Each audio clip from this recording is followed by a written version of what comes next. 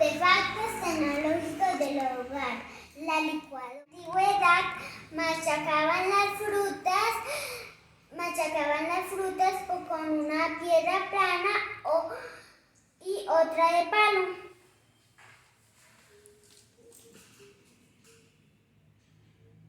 En 1922 patentaron la primera licuadora eléctrica.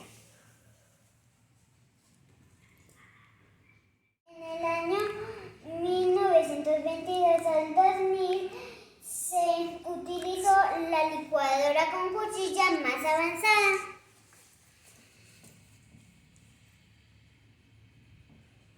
En los años 2010, 2011 y 2012, este artefacto ayuda a licuar los alimentos en un vaso. Las licuadoras digitales y más avanzadas. La licuadora tiene varias partes: la tapa, el vaso, el motor y el cable.